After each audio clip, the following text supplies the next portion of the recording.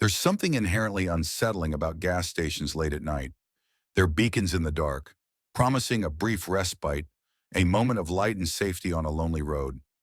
But sometimes those lights only serve to illuminate the shadows, and the promise of safety turns into a chilling encounter you'll never forget. These are three true gas station horror stories sent in by people who experienced them firsthand. Story 1.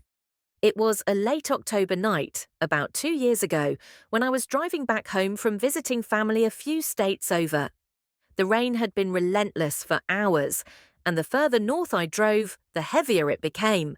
My fuel gauge was practically on empty, and the fear of running out of gas on a rural highway in that downpour was starting to gnaw at me.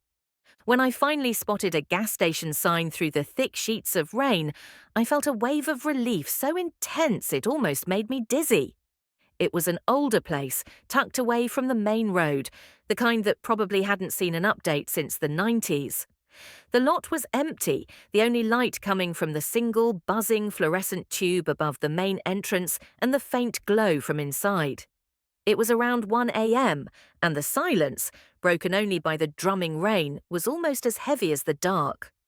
Inside, the air was warm, a welcome escape from the cold, wet night. But the warmth was instantly overshadowed by the presence of the attendant.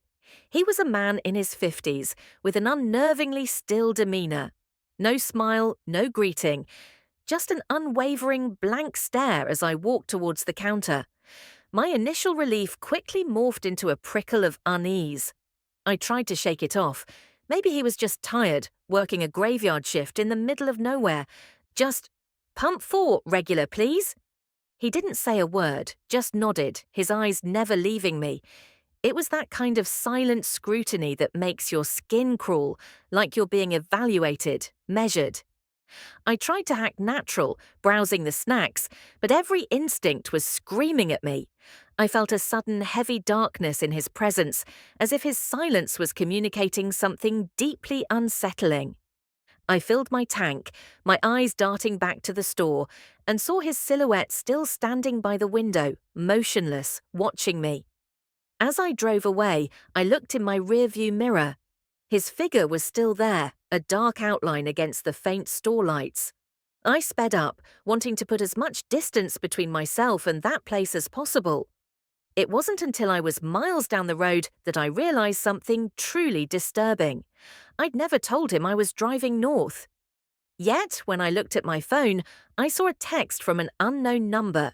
It simply read, "Drive safe." The road north gets tricky. I never replied, never looked back. But the memory of that silent attendant and the text that followed still haunts my drives late at night. Story 2. It was a beautiful summer afternoon, the kind where the sun felt like a warm hug. My daughter Lily and I were on our way to her cousin's birthday party, and I just needed to grab gas and a quick drink. This particular gas station was always busy, right off a main road, so I never thought twice about it. As I started pumping gas, I noticed something strange. Tucked away behind the car wash, almost obscured by a row of overgrown bushes, was a small, dilapidated playground. A rusty swing set, a faded slide. And on one of the swings sat a man, still as a statue, facing directly towards the gas pumps. He looked to be in his 40s or 50s, wearing nondescript clothing. He wasn't playing, just sitting, watching. I told myself it was probably just a local taking a break, or maybe he was waiting for someone. But his stillness, his unwavering gaze, felt off. I quickly locked my car doors out of habit, reassuring myself that Lily was safe. I went into the store for a cold drink, trying not to look at him again, but I could feel his presence like a weight in the air. As I paid, I glanced out the window, and sure enough, he was slowly walking past the storefront, heading back towards the playground. His head was tilted slightly downwards, but I felt like his eyes were on me through the glass, even if I couldn't make them out. A shiver ran down my spine. I quickly finished pumping and went to get back in the car. That's when I saw it. Lying by my back tire was Lily's favorite rainbow ball, the one she was playing with in the car, the one that was definitely inside the car when I got out. My heart stopped. I looked up, and the man was back on the swing, his face still devoid of expression, his eyes fixed on my minivan. I didn't dare to think how that ball got there. I just grabbed it, jumped into the car, and sped out of that lot, my hands trembling on the steering wheel. I didn't tell Lily what happened. She wouldn't have understood the chilling implications. The silent message I felt had been left behind. But every time I drive past a gas station with a playground now, my stomach clenches, and I double-check the back seat. Story 3. I was driving home after a late shift, exhausted, just wanting to get home and crash. I pulled into a pretty standard gas station, nothing fancy, just a few pumps and a small convenience store.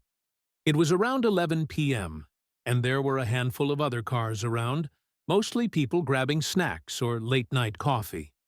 My card kept declining at the pump, which was annoying, but not a huge deal. I'd just go inside. As I headed towards the store, I noticed an old, windowless white van parked in the furthest corner of the lot. It was unusual, just sitting there in the dark, and for a split second, I felt a strange sense of unease. But I shook it off. Probably just someone resting. Inside, the store was warm and bright, instantly dispelling some of my unease. I paid for my gas at the counter, and as the cashier chatted distractedly, I looked out the window. The white van was still there, but now its side door was slightly ajar, just enough to catch the light from the store. A cold feeling spread through me. I walked back out, my keys in my hand. As I passed a row of parked cars, I heard it. A soft, almost inaudible whisper, right behind me. It was too faint to make out words, but it sounded like a voice, not the wind. I froze, my heart pounding. I quickly spun around, but there was nothing. No one. The van was still in the corner, its door still ajar. I got into my car, started the engine, and quickly pulled out of the gas station. As I sped onto the highway, I glanced into my rearview mirror, trying to reassure myself. The back seat was empty, just my jacket draped over it. But then, for a split second, I saw a subtle movement, a gentle ripple in the fabric of my jacket, as if an unseen weight had just settled into it.